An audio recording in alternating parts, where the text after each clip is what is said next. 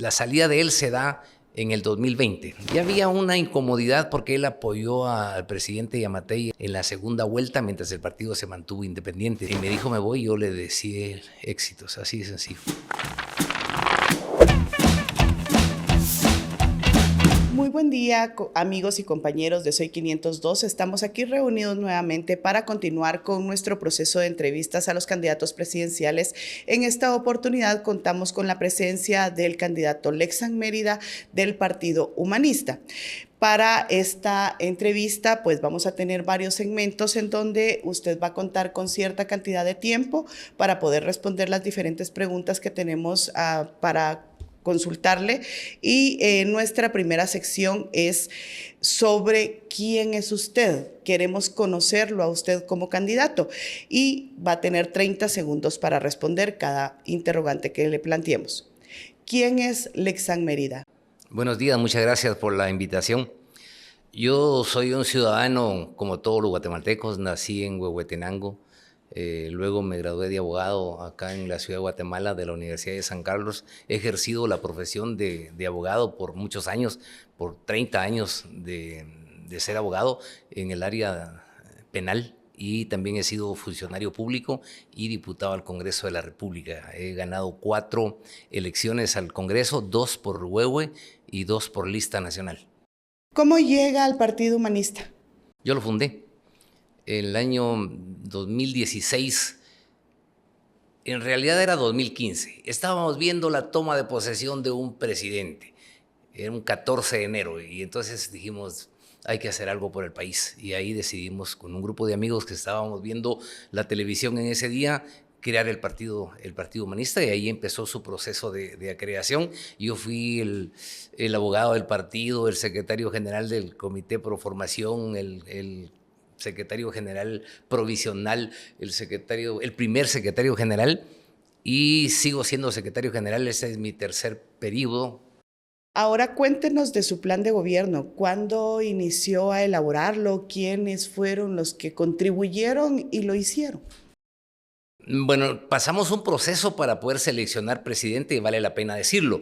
Yo me tomé mi trabajo muy en serio de secretario general, e incluso estuve viendo la posibilidad de encontrar alianzas, acuerdos con partidos políticos, que siendo tantos, no podría ser que no pudiéramos encontrar por lo menos 1 o 2 partidos que se parecieran en algo a nosotros.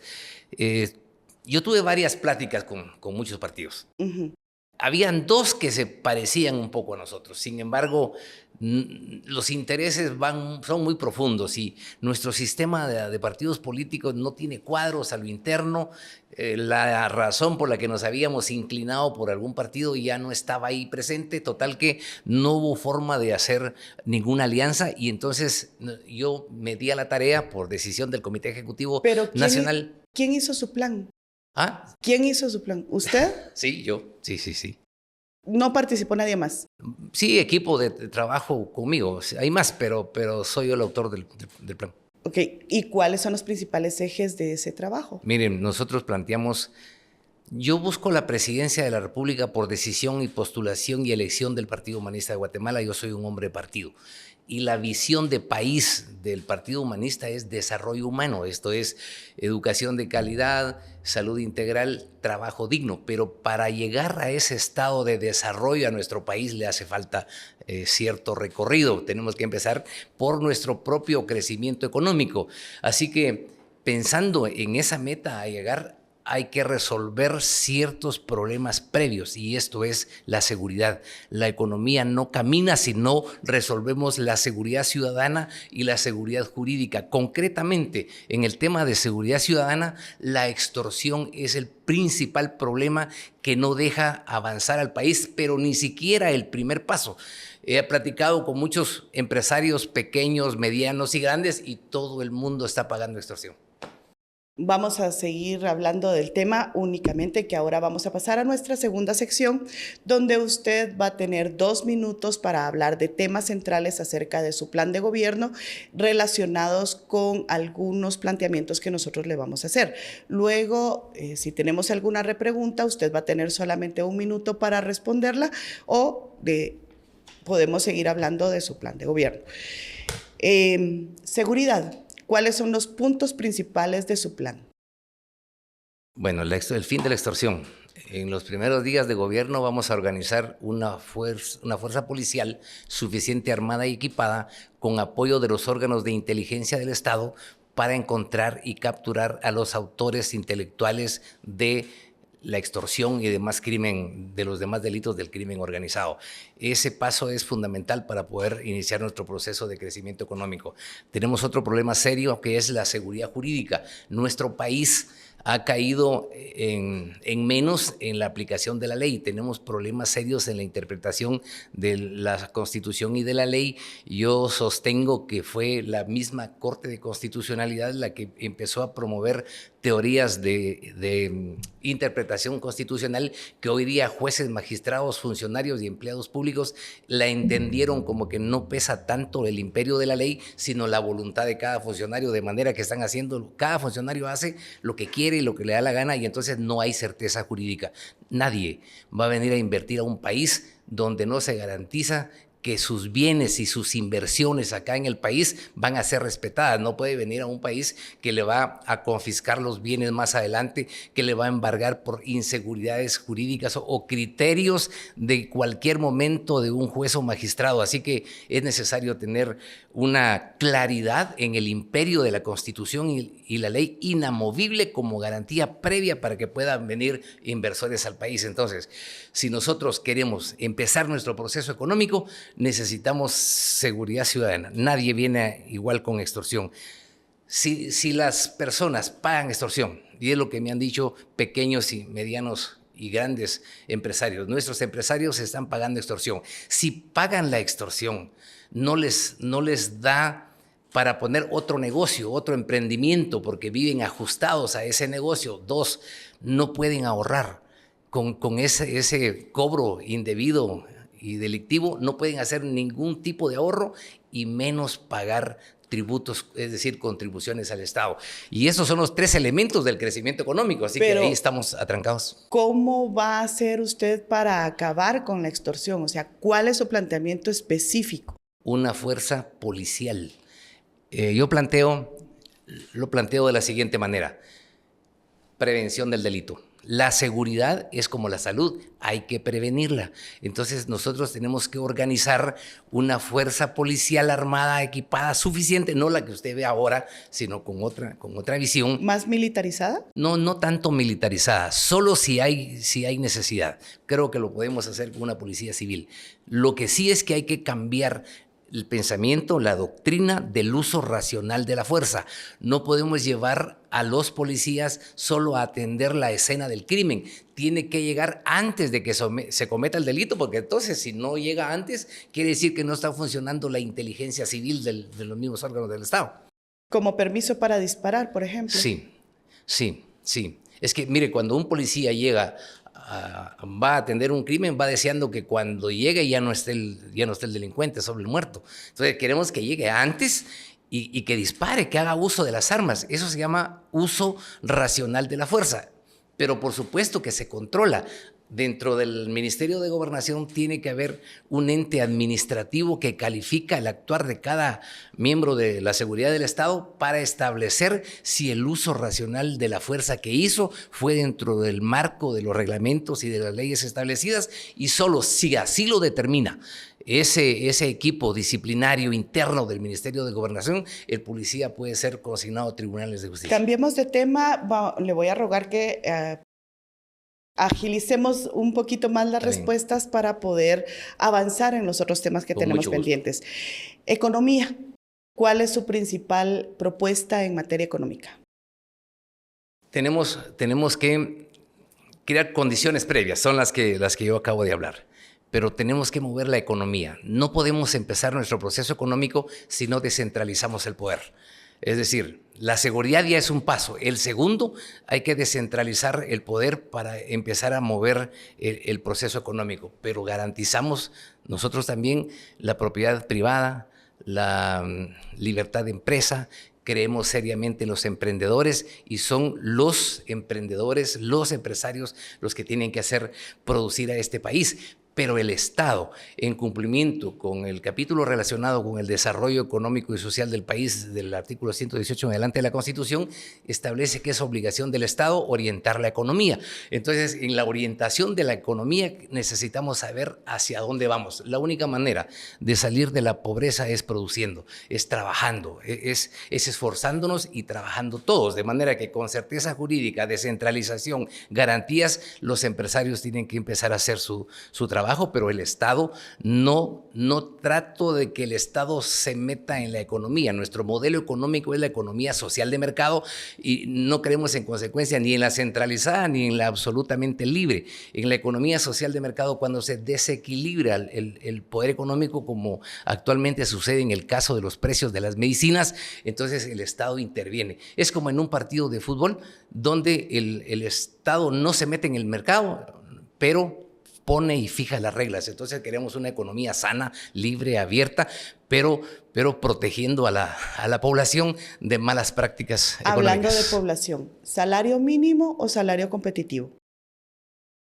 Es que hay que equilibrarlo, porque si nosotros decimos competitivo, entonces los empresarios lo van a bajar menos de la canasta básica, y eso ya es inhumano. El salario mínimo no debe ser menor al precio de la canasta básica. Y además, la economía hay que empujarla, impulsarla, orientarla para que haya fuentes de trabajo. Y perdón que hable tanto de la extorsión, pero cada vez que cierra una empresa se pierden cientos de trabajos. El titular de uno de los medios de comunicación es ese: las empresas están cerrando por eso, y entonces hay que resolverlo, esas situaciones previas. Así que, dialogado el salario mínimo, creo que podemos llegar a un entendimiento. Ahora, en materia de educación, ¿cuál es el principal tema que usted propone para mejorar la educación en Guatemala? La incorporación de tecnología en el tema de educación. Es decir, no podemos tener nuestra educación sin que todos los alumnos, todos los estudiantes desde la primaria tengan acceso a una computadora, a un internet, que tengan acceso a esa tecnología. Estamos a las puertas de la cuarta revolución industrial y los países que no están haciendo uso de esa tecnología, pues pasan a ser países irrelevantes, que vamos a ser 2 veces analfabetos si nosotros no podemos trabajar en eso. Por supuesto, hay que revisar el pensum, el currículum de los cursos que se están dando, y tener carreras técnicas. Si estamos empezando con la tecnología desde la primaria, tenemos que tener carreras técnicas. El mundo se está modificando y ya no podemos sobrevivir solo como un país, sino que necesitamos que vengan empresas a producir acá, pero nosotros también tenemos que tener la mano de obra para que puedan hacer. Por ejemplo, viene una empresa a instalarse a Guatemala, va a requerir trabajo, pero tiene que estar preparada la población y los trabajadores de esa empresa. Ahora bien, ¿qué piensa de Joviel Acevedo? Creo que le hace más daño a la educación que ayudarlo. Yo sí creo en la dignificación del maestro. Creo que hay que preparar al maestro, pero no vía la manifestación o chantaje hacia el gobierno. Me parece que los maestros tienen derecho a su dignificación y mejorarles sus salarios si eso es necesario, pero de acuerdo al sistema educativo del país, de acuerdo a los cambios que vamos a hacer en educación. ¿Y qué haría con él si lo amenaza, siendo usted presidente, con paralizar el país con los maestros? El imperio de la ley. Un presidente no puede sentirse amenazado. Tiene todos los recursos necesarios para reaccionar.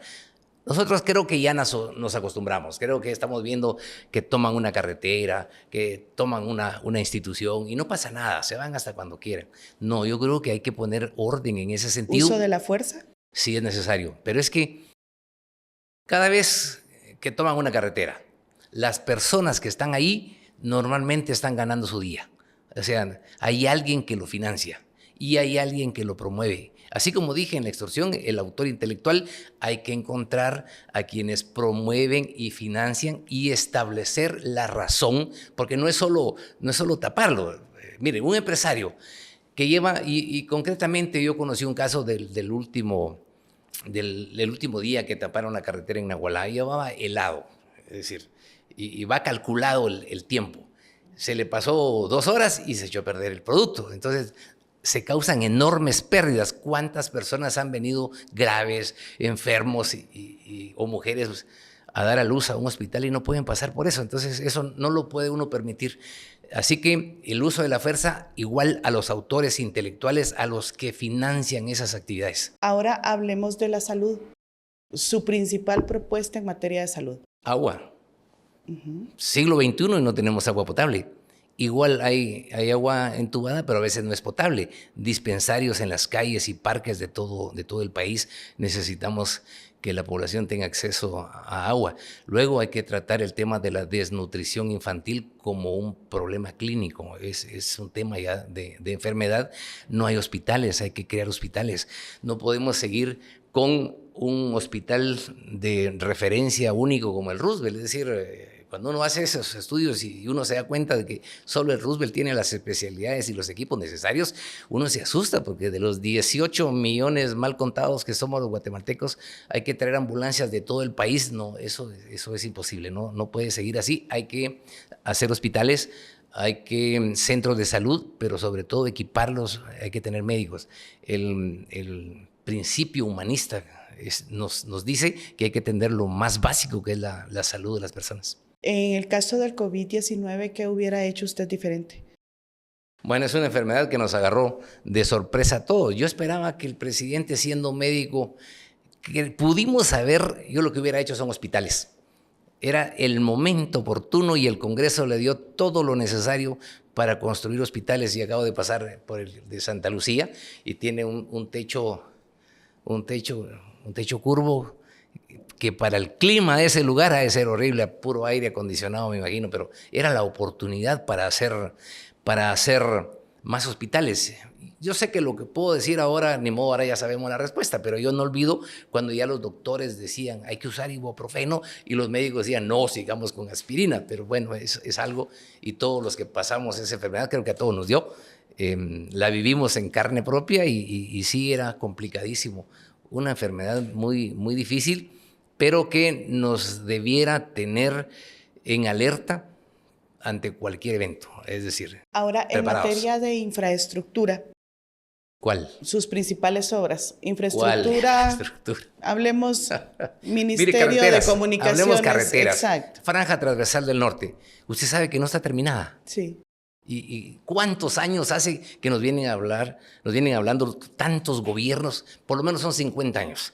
Yo me guío por la ley de titulación supletoria, que es del 72, 73, y entonces sí estamos hablando más de 50 años, y no ha llegado. Yo acabo de estar en Varías y me fui por la franja transversal del norte de Chisec, de Cobán, bajé a Chisec, el lado de Ixcán, el municipio ahora de Ixcán, que antes era de Huehue, pero era una aldea, hoy es un municipio.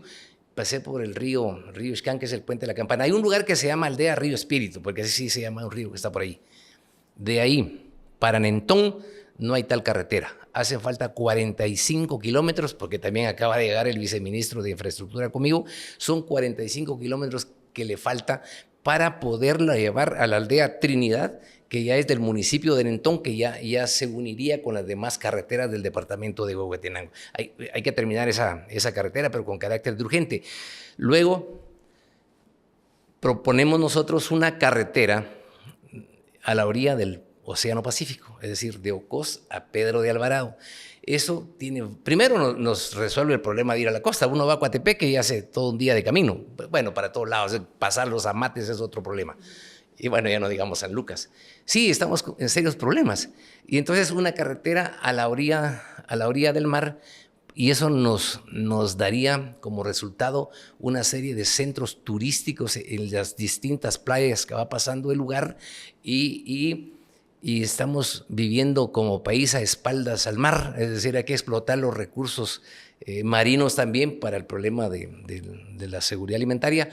Y esa carretera nos viabiliza para Moyuta. Luego hay un proyecto que viene de hace varios años. Yo conozco ese proyecto de hace como 6 años, que se le denomina Corredor Seco, que es con recursos privados. Es un puerto marítimo en Moyuta, otro en Puerto Barrios, y una carretera de 4 carriles, línea para un ferrocarril y oleoducto, gasoducto, que es más o menos sustituir o favorecer o igual trabajo al Canal de Panamá, es otro concepto, pero que daría mucho trabajo. Entonces, la carretera que estoy hablando a la orilla del Océano Pacífico y esta otra carretera son miles de empleos que genera, y eso es lo que va a resolver nuestra economía. Seguimos platicando con el candidato del Partido Humanista, Lexan Mérida, con quien ahora vamos a pasar a otra sección, donde queremos conocer al partido.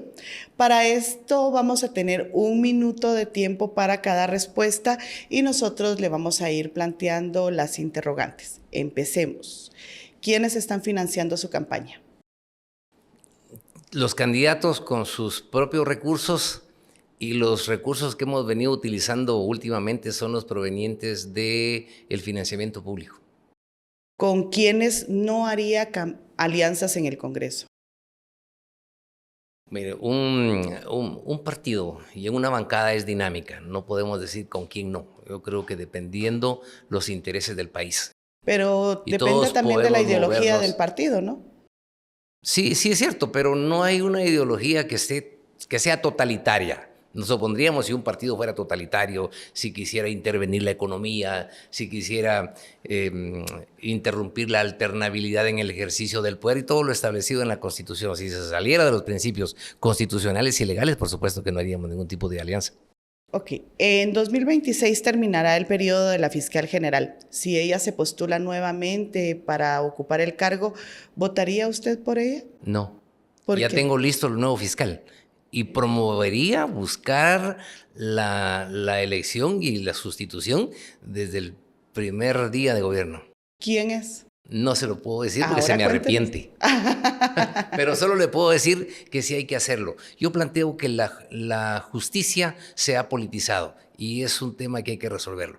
Y el MP, Derechos Humanos, el proceso de politización de la justicia empieza con derechos humanos, donde se empieza a frenar el accionar del Ministerio de Gobernación y del Estado propiamente dicho en temas de seguridad ciudadana. Entonces, donde ya no era permitido proteger a los buenos, por decirlo así, sino derechos de delincuentes, y se fue degenerando en acciones de inconstitucionalidad y se salió totalmente de ese tema. Luego el MP a partir del 2012 entra también en una actitud y comportamiento político que consiguió paralizar a las fuerzas de seguridad del Estado.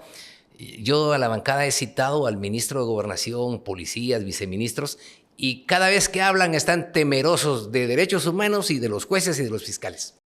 Ahora bien, ¿qué propone para el combate a la corrupción? Transparencia y un gobierno abierto. El mejor mecanismo para combatir la corrupción es ser transparente. Los funcionarios que nombraré que tengan ética. No podemos, mire, cuando se nombra un ministro, ni la gente del partido sabe de dónde se sacaron ese ministro, nadie sabe de dónde llegan y tienen la libertad de gastarse todos los recursos que se le dan sin ningún compromiso, ni con su partido, ni con el gobierno, ni con nadie. También planteamos la necesidad de descentralizar la ejecución presupuestaria. A mí me gusta mucho el modelo de ejecución de las microrregiones de desarrollo, que consiste en que el Estado le da un cheque, el líder de la organización cambia su cheque y genera movimiento económico en su aldea y resuelve su problema, y hay mejor auditoría social que en un ministerio. ¿Cómo va a ser su relación con la prensa? ¿Su gobierno será abierto? Sí, totalmente abierto. Yo tengo la experiencia de haber sido diputado, y en el Congreso ahí estamos frente a las cámaras, ahí no se puede ni siquiera comer, hay que portarse bien. Entonces ya estoy acostumbrado al trato con la prensa, y además el derecho de expresión, la libertad de expresión es una de las garantías de nuestro proceso constitucional, de nuestra democracia, de nuestra república. Y que critiquen la prensa a uno, eso es lo más fácil del mundo, si de eso se trata. El presidente que ha sido diputado tiene mucho más cintura para tolerar a la prensa cuando ha tenido ese ejercicio de haber sido diputado y de atender a la prensa. ¿Qué le aplaude y qué le critica al gobierno actual? Casi no le aplaudo nada y casi todo es criticable. Mire, el poder está centralizado en la figura del presidente y de ahí no sale nada. no vio las carreteras, no vio los hospitales, no aprovechó el momento del COVID-19 para haber hecho toda la infraestructura necesaria en materia de hospitales y casi le estoy pidiendo a Dios que llegue a su periodo y que se vaya porque no crece el partido. Fue un gobierno más de tantos que entretuvieron el tiempo y no se atrevieron a hacer cambios significativos. Ahora bien, pasaremos a nuestro siguiente segmento, que es donde vamos a medir su agilidad mental. Queremos conocer qué tan rápido puede usted responder varias preguntas. Le vamos a ir sacando papelitos aleatoriamente. ¿Es un sí, no? No, tiene que decir lo primero que se le viene a la mente cuando usted vea la palabra que vamos nosotros a sacar. Comencemos. Hay 29 palabras. Sí, eso es un examen. Sí. Y niños y niñas. Desnutrición. Tránsito vehicular. Atascamiento. Guillermo Castillo. Una plaza fantasma.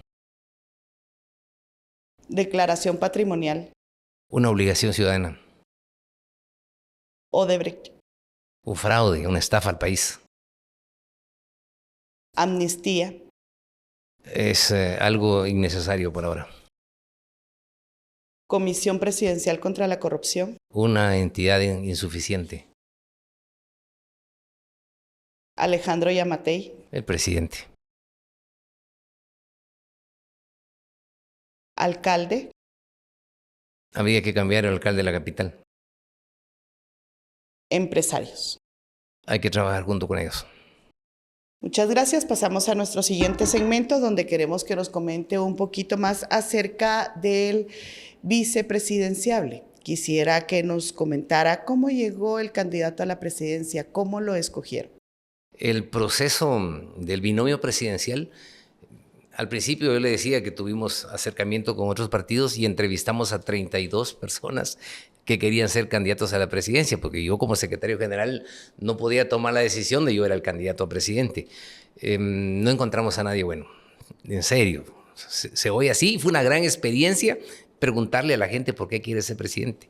Y de manera que más o menos estábamos ya con alguien, luego no encajó dentro de nuestra organización, el tiempo fue pasando y entonces el partido dijo, llegó el momento de que de lo interno del partido salga el binomio.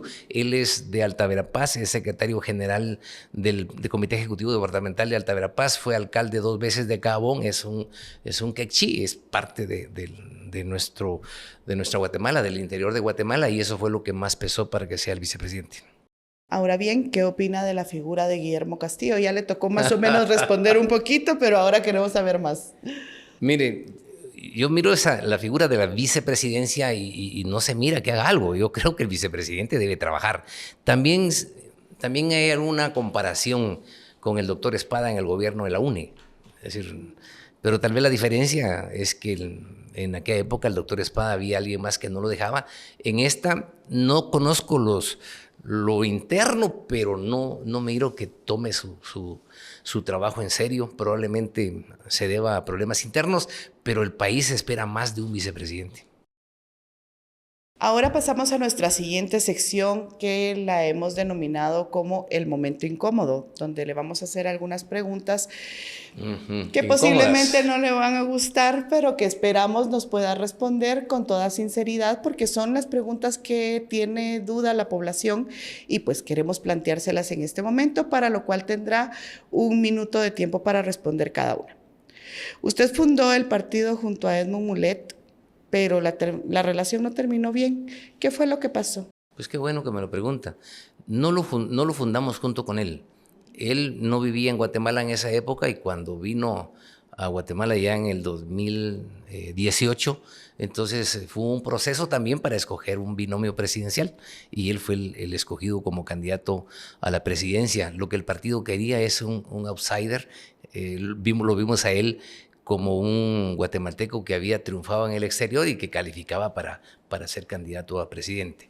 Y fue nuestro candidato y trabajamos por él, lo llevé a las bases del partido, le presenté el partido y la salida de él se da en el 2020. De hecho, ya había una incomodidad porque él apoyó al presidente Yamatei en la segunda vuelta, mientras el partido se mantuvo independiente, sin decidir por nadie la segunda vuelta. Y luego hubo una votación por una ley, una reforma a la ley de las asociaciones y ONGs, pero no era afectar a las asociaciones de empresarios guatemaltecos, sino transparentar el ingreso y uso de recursos extranjeros. Yo tomé la decisión como secretario general y como jefe de bancada y eso le incomodó. No sabía yo que tenía alguna inclinación por las ONGs y me dijo me voy, yo le deseé éxitos, así de sencillo. Usted ha estado en el Congreso recientemente con los humanistas, usted mismo nos dijo que fue fundador del partido, pero también ha participado en otras agrupaciones políticas como la Unión Democrática, el FRG, incluso estuvo en la PNC durante el gobierno de Alfonso Portillo. ¿Por qué es larga la vida? Sí, ¿por qué ese cambio? ¿Por qué transfugismo? ¿Cómo me hubiera gustado que en el país los partidos fueran instituciones? ¿Se imagina usted esta carrera política que yo tengo en un solo partido, esa trayectoria? Y se la voy a contar así de tal y como es. Yo soy de la San Carlos, de la Facultad de Derecho de la Universidad de San Carlos en la época de los 80. No teníamos un presidente constitucional, habían regímenes, eran militares los que gobernaban el país y nosotros estudiábamos Derecho Constitucional y Ciencia Política sin siquiera tener una constitución. Entonces sentíamos envidia por los países civilizados y por ahí nos empezó a gustar la política. Me hice social cristiano, encontré la Rerum Novarum, incluso tuve alguna participación en el ala universitaria de la Juventud de la Democracia Cristiana del 85, previo al proceso constitucional, y ahí recibí formación, pero era demasiado joven. Ya de abogado estaba yo ejerciendo en Huehue de abogado cuando se da el golpe de estado del presidente Serrano Elías y ahí se convoca solo para diputados. Entonces yo tuve que presté un partido y era la Unión Democrática y entré y gané la elección del 94 por Huehue y luego rápido viene la del 95 que también la gané por el listado nacional de ese partido. Se termina esa relación, me quedé sin partido y entonces tuve que entrar con el FRG con una alianza estratégica para esa elección hasta que fundé mi propio partido. Es una historia larga. Lástima que no hay institucionalidad en los partidos políticos como usted mira el Partido Demócrata, Partido Republicano. Claro, una larga trayectoria, pero su asistencia al pleno no demuestra esa larga asistencia. Sí, sabía que me lo iba a decir. Mire. Según los reportes, en el 2022 su asistencia fue del 36% porque solo llegó a 16 sesiones de las 45 plenarias que se llevaron a cabo. En el Congreso no se puede abstener una votación. O se vota a favor o se vota en contra. Entonces, la no asistencia o salirse del pleno se utiliza como una estrategia parlamentaria para no votar. Es decir, hay situaciones incómodas. Le voy a poner un ejemplo. Un estado de excepción. En un estado de excepción, uno no quiere votar a favor del gobierno porque rápido le viene a la mente que van a hacer mal uso de la ley. O sea que usted lo que ha hecho es básicamente no asistir o desmarcarse para no votar por las... Para abstenerme en todo caso. Usted decía que este es el método que usted ha utilizado para poder distanciarse de las votaciones, pero ¿por qué acaso no sería más parlamentario hacerlo ver en el hemiciclo? Sí, claro. Le iba a poner el ejemplo de un estado de excepción. En un estado de excepción, lo primero que le pasa a uno en la mente a un diputado que no es del gobierno es que van a hacer mal uso del recurso y van a hacer todas las compras que quieran para otros lugares. Van a abusar del estado de excepción en materia de compras. Pero ¿cómo le dice a la población que sí está en el problema? Es decir, ¿cómo le dice a la población si quiere que le vayan a resolver el problema? Y si no, la otra parte política le va a decir, el diputado tal y tal votó en contra de que nosotros le ayudáramos. Entonces se genera un problema de ese tipo. Tan es así que ya en una oportunidad la misma Corte de Constitucionalidad nos obligó a ir a resolver y votar a favor o en contra en un amparo. Entonces, esa es una estrategia política, porque por un lado me puede decir, mire, usted no llega, y el otro me puede decir, no, pero es que usted votó con el gobierno. De manera pero ¿y que por qué no hacerlo ver en el Congreso? Es que lo hemos hecho. Es un parlamento. Sí, lo hemos hecho. Es que son excepciones, pero lo hemos hecho, por supuesto. Y es más, en el segundo año de este gobierno, para la tercera junta directiva de este periodo de gobierno, yo fui candidato a presidir el Congreso. Y se los digo porque algunos me dicen, es que vos estás del lado del gobierno. Yo quise quitarle la presidencia al gobierno del organismo legislativo, y ya habíamos hecho una planilla con otras bancadas, pero no prosperó, sacamos como 48 votos. El desarrollo parlamentario tiene cosas muy importantes. Por ejemplo, que nosotros apoyamos la primera elección, en otro programa me lo plantearon, la primera elección de la Junta Directiva, y sí es cierto. Y primero no sabíamos qué tan mal iba a salir el presidente. O sea, se suponía que iba a salir bien. Se le estaba dando el beneficio de la duda. Sí, correcto, el beneficio de la duda. Luego teníamos una bancada que había ganado con 52 diputados, la bancada de la UNE. Políticamente, para un partido que era su primera elección y habíamos entrado con 6 diputados, había que oponerse a que no gobernara ese partido. Hacer una balanza. Equilibrio.